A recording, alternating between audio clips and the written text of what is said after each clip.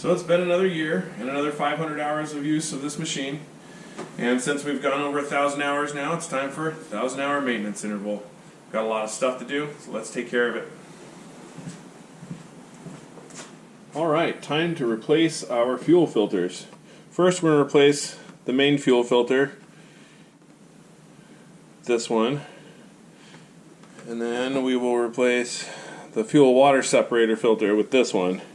Fair warning, some KX040s use a different part number. This is the one that I use, so make sure you get the right filter. Alright, first step to servicing the fuel filters is turning the fuel line off and then removing this filter. Before we do that, I'm going to shove a pig mat in here to collect any fuel that drops out of it.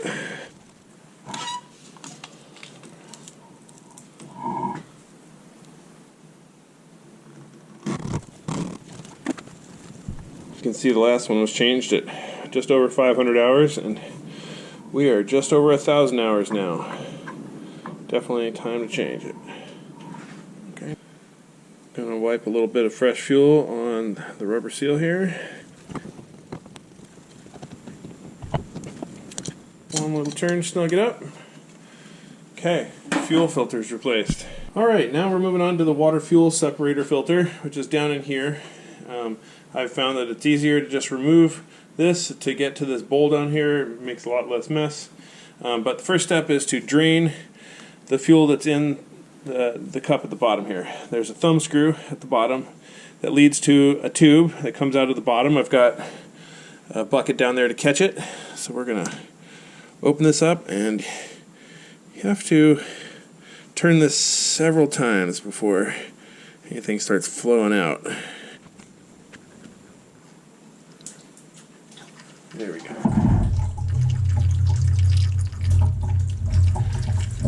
Okay. So in order to remove this, we also have to remove these two hoses.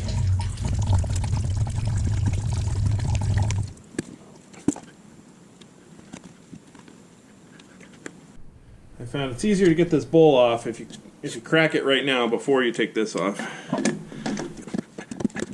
Okay, now we can take this whole unit off.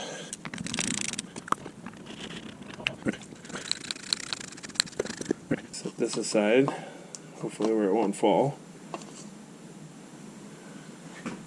And there is our fuel filter. Definitely dirty. The new filter does have a top, and this part with the ring goes in this way. And I'm going to check the bottom of this for any residue. It looks pretty good. There's a ring in the bottom that needs to sit flat in there. Put this back together again. While we're at it, we're going to close the drain plug. One of the reasons I like to do it this way is it's so much easier to access this, but also there's a sensor plug under here that's kind of a pain to get off, and I'd rather not fight with it. I slip these two hoses back on. So with that, we need to prime the fuel system. We're going to open this back up again, and then we're going to turn the ignition key on and let it run for a minute. That should fill up this bowl and prime everything. Alright, let's see if it turns over.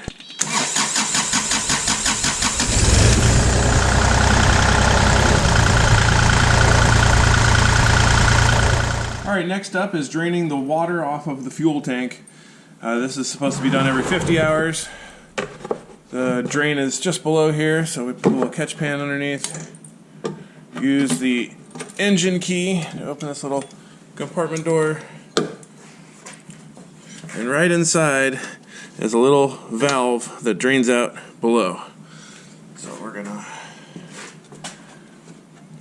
open that up and let out any water that's in the tank.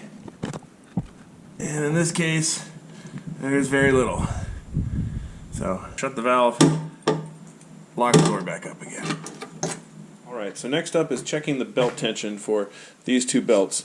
So this is a cab model, so it's got an air conditioner. So there's a belt that feeds the air conditioner compressor, and there's another belt that drives the alternator, and the fan belt. The fan, we're going to check both of those. First thing we need to do is take off this belt guard.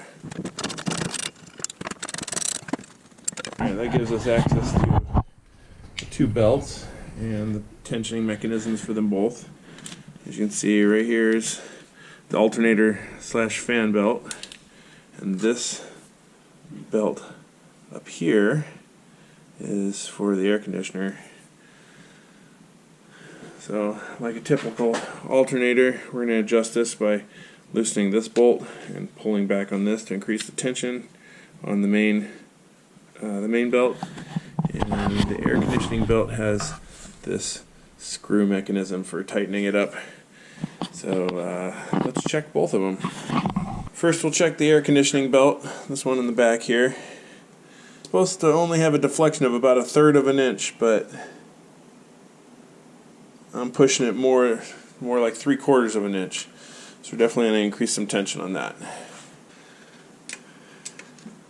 Back the tension off of the locking nut.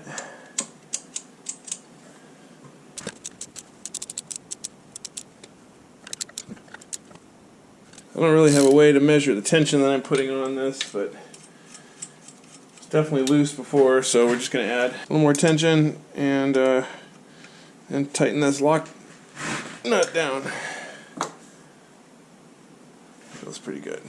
Okay, now on to the fan belt. It's definitely loose. Gonna loosen this alternator bolt.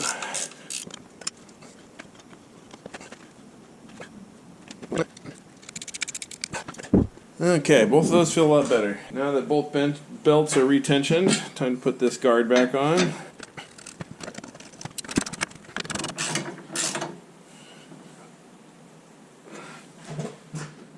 Alright, next up is inspecting and changing the air filter. There's two little clips.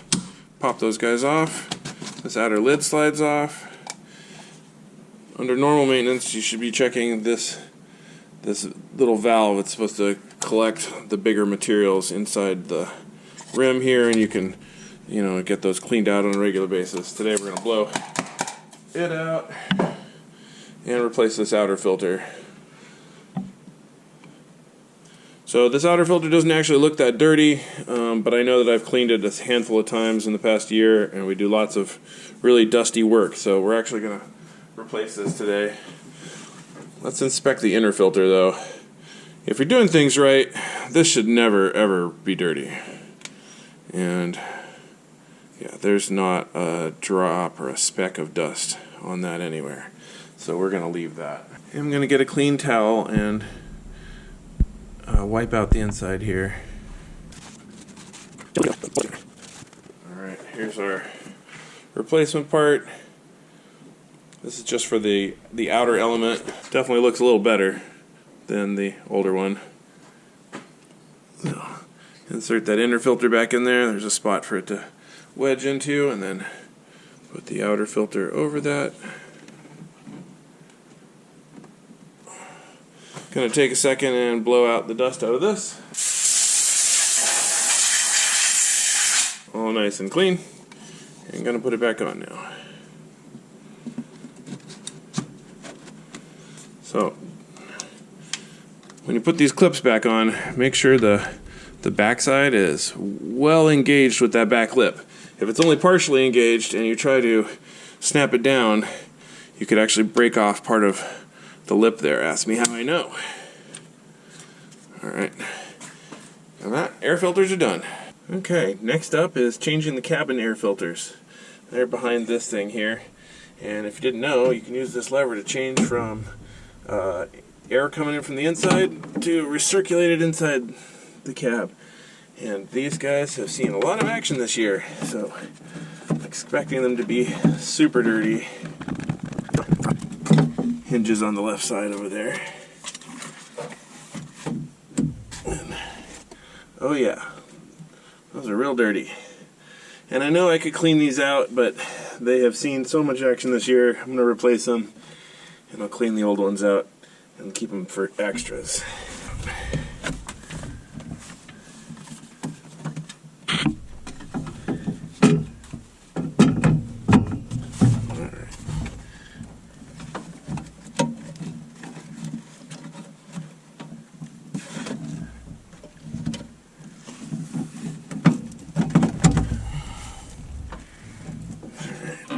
Tighten the screw down again. And there you have it. I usually keep it on recirculating because I really don't need any more dust in here. Oh, and if you need to know, here's the part number for these cabin filters. Okay, next up is changing the gear oil in the final drives. First thing we have to do is get the machine positioned properly. We're going to take this drain plug, get it rotated so the drain is at the bottom, and that the check plug is over here and the fill plug is over here.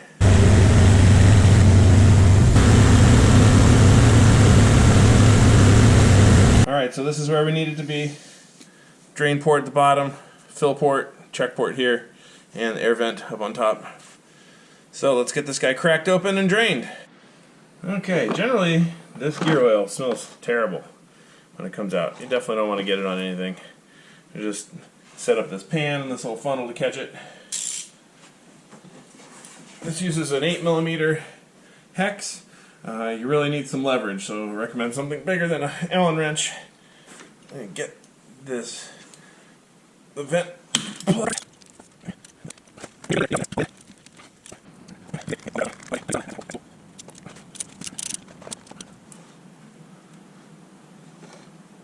Alright, here comes the good stuff.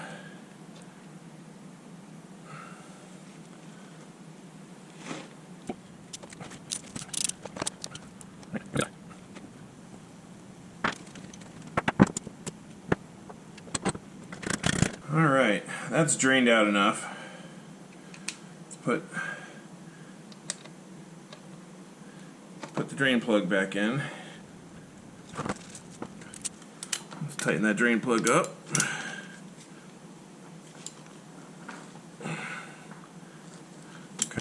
Alright, so the idea here is that we're going to use this port to fill with. I'm using this AMS oil, Severe Gear 7590, meets the specs for the Kubota manual, and it's a good product. Also pretty easy to use since it's got nozzle tip. So I actually am going to use this port to fill it, and when it comes out of this one, we know it's full.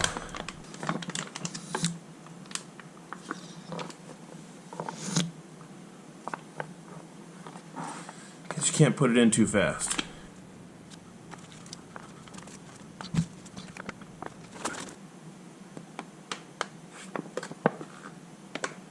Oh, there it is. Wasn't paying attention. Guess it's full now. Okay, that's close enough.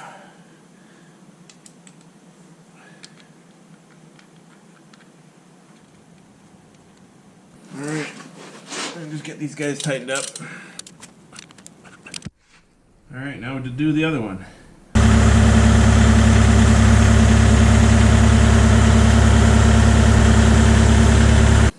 Alright, these guys. Here comes the stinky oil.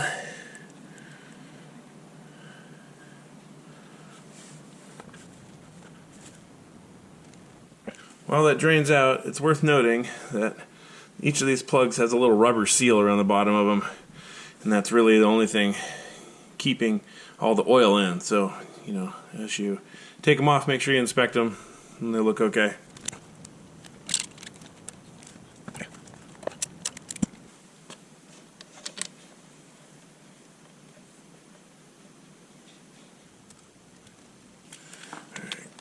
Gonna tighten up the drain port.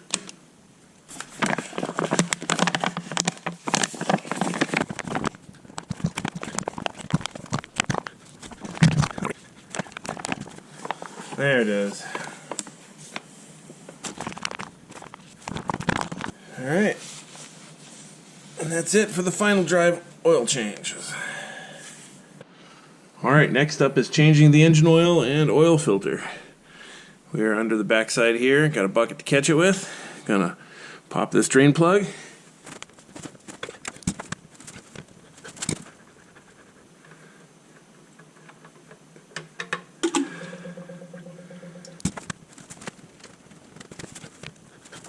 Alright, this drain plug does also have a copper gasket on it, metal gasket of some sort, so Make sure that's in good working order.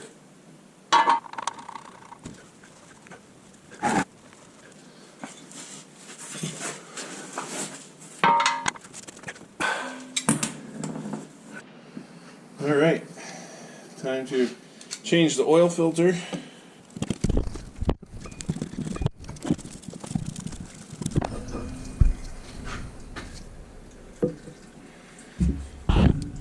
Getting this out of here is a little tricky.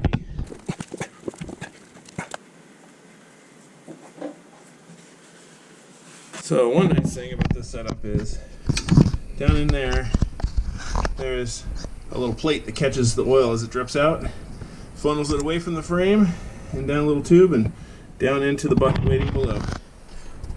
Just wipe that down a little bit, keep clean. Okay, so I don't remember it being so hard to get the filter in and out of here. I think it probably has something to do with the fact that I increased the tension on the alternator belt, and the alternator pulled back a little bit, and now this gap right here is a little too small. Got our new filter, a little oil on the ring. So remember that next time. Still has to go this way. Alright.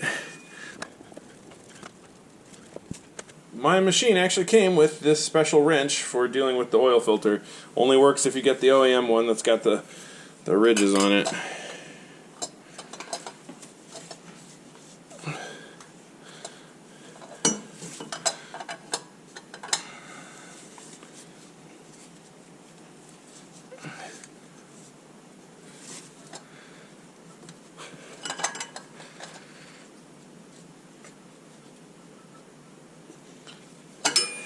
Okay, alright, time to refill it with oil. The oil fill port, it's right here. It's in kind of a weird space behind this alternator, but I have a way that works pretty good to deal with that. First we need to get the oil fill cap removed. I like using an adjustable wrench on the plastic handle bit because there's like no leverage in there, but just to get it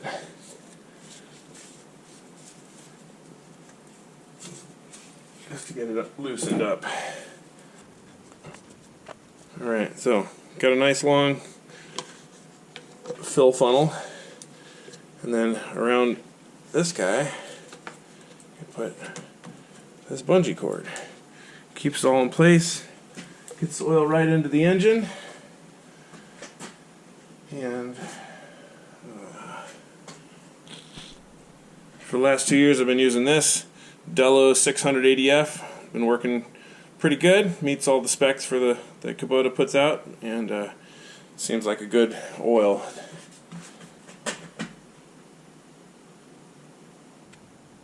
So according to the manual, the oil capacity is 5 liters. Works out to 1.3 gallons or something like that.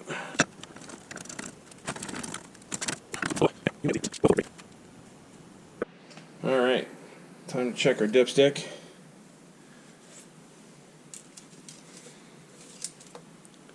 Yep, it's a little high, but it's right in between the lines. Well, it's in between the lines. I'm going to leave that, call that good.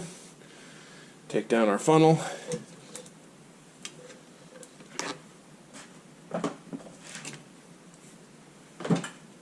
And replace the fill cap. Alright, now before we forget, we've got to write the date and the hours on the filter down here.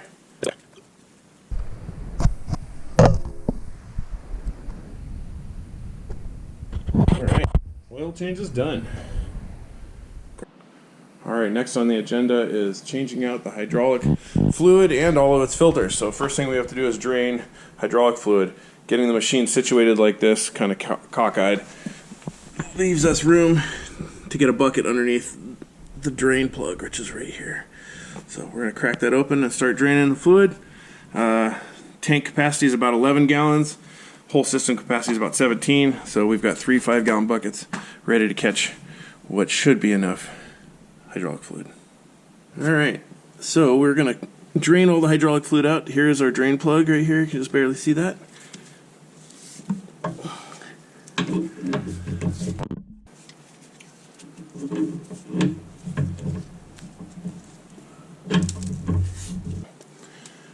Here goes nothing.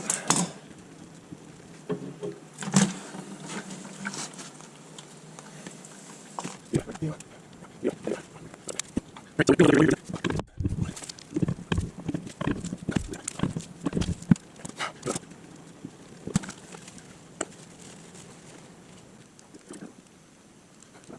other company are making small $8,000. They're starting to make some new ones. $8,000. Wow. All right, up next is changing several hydraulic filters. The first one is the breather filter. It's in here. The return filter is directly below this, and the suction filter, which is somewhere inside. Haven't done that one before. We're going to find that out. But the first thing we got to do is clean this up. Once this is open, all of this dirt will have a chance to fall into the hydraulic tank, and that would be bad. So let's clean up. Okay, in order to get all of this disassembled, this hose needs to come off, this hose needs to come off, this hose needs to come off the breather right here. And then we'll take 6 bolts out of the top of this, and then this whole piece will come out.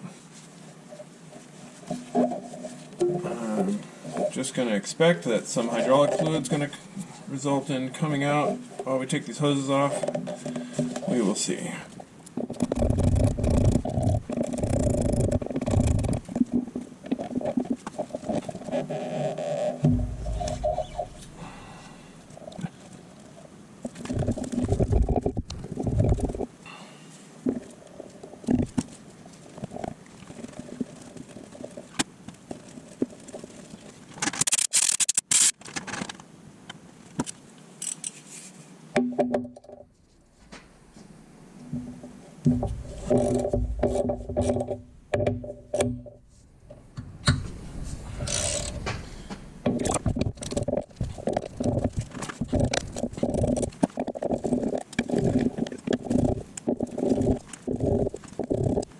Okay, now everything's cleaned up. We're ready to pull this out.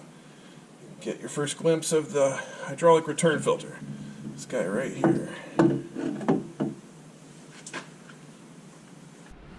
Okay, now that the top of the hydraulic tank is off, we can look down inside and see the suction filter that needs to be replaced.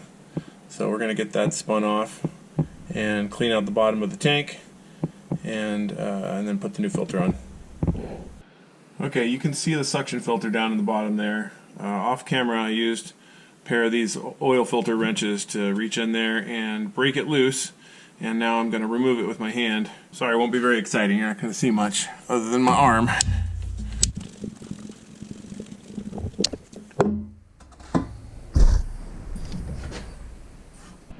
Alright, as you can see, this is the old suction filter, and you can definitely see little bits of metal that were trapped by the filter.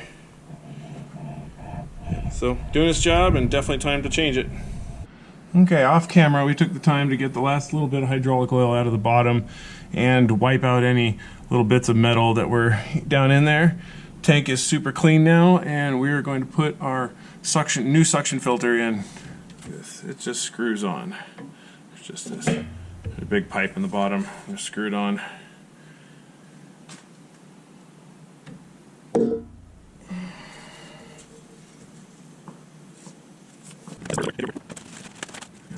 Alright, took a little bit to get it threaded, but there it is. Try and give it one little snug. It feels pretty tight already, but we're gonna just try and make sure.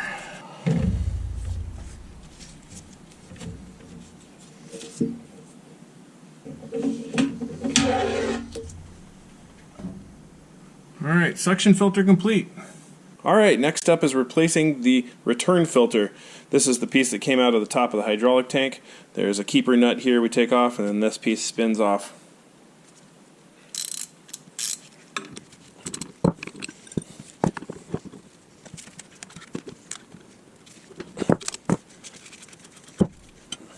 And here's our replacement filter part. This is the return filter. Alright.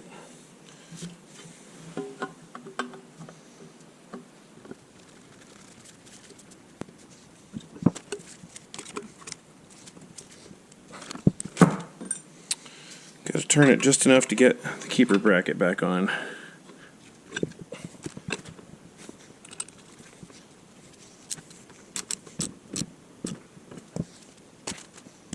Alright, and that's ready to go back in the tank. Alright, Alright, time to put this back in the tank. It's all wiped clean, looking good.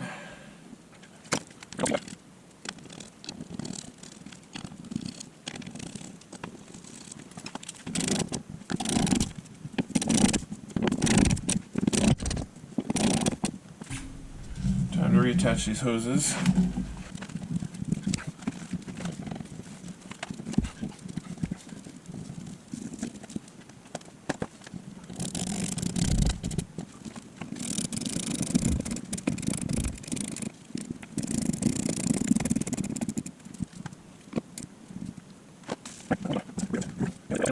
Alright, so inside here is the hydraulic breather filter.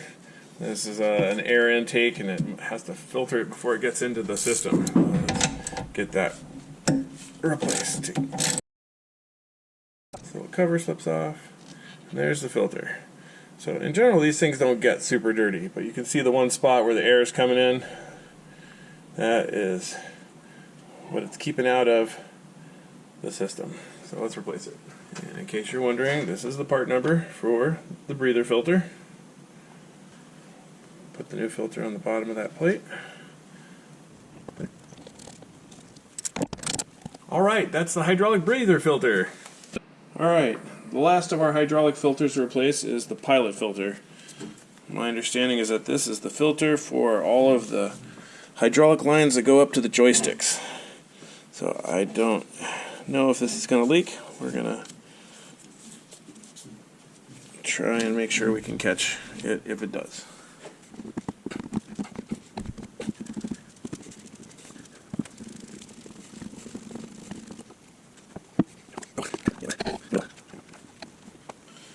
Okay, word to the wise. If you pull the cover off and then you drop the filter into it, it's going to overflow. Okay, so here's the difference between the old filter and the new one. 1,000 hours, definitely time to change it. Okay, this is the case. I took the inside and wiped it out clean. Wasn't really dirty, but the filter goes up in here, presses on, and then and then we're gonna take a little bit of this oil and wipe it on the O-ring, and then we're gonna fit this puppy back on.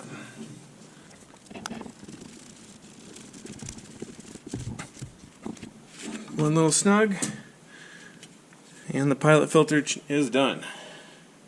Okay, now that we've changed all of the hydraulic filters, it's time to refill the hydraulic tank.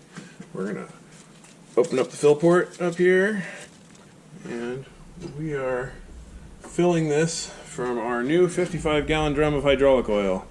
I end up doing this every year, so got a good deal on the exact hydraulic fluid that Kubota recommends for this machine. Got it from these guys. Much better deal than buying it in any other quantity. And I'll have enough to do this for a few years. Alright, we've got this hand crank pump. We're gonna get this set up and fill the tank.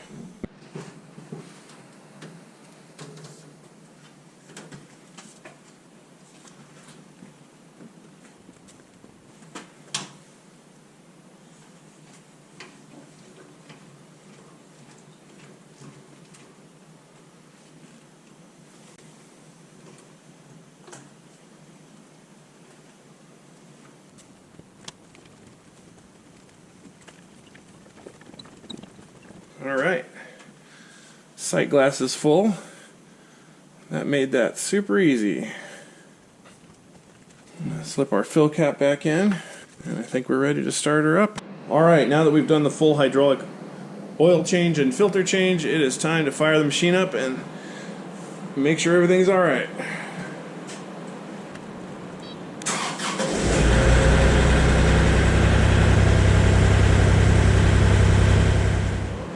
Alright, let's check the oil level.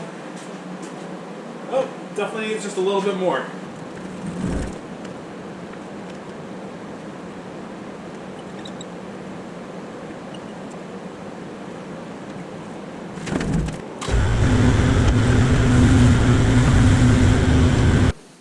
Alright, so that's it for the 1,000-hour service. I hope this helped you figure out how to do it yourself. It's really rewarding taking care of your own machine. A lot less expensive too. But yeah, we'll see you again for the 1,500-hour service a year from now. If you have any questions, please leave some comments below. Please like and subscribe to the channel. It really helps us grow. Thanks so much.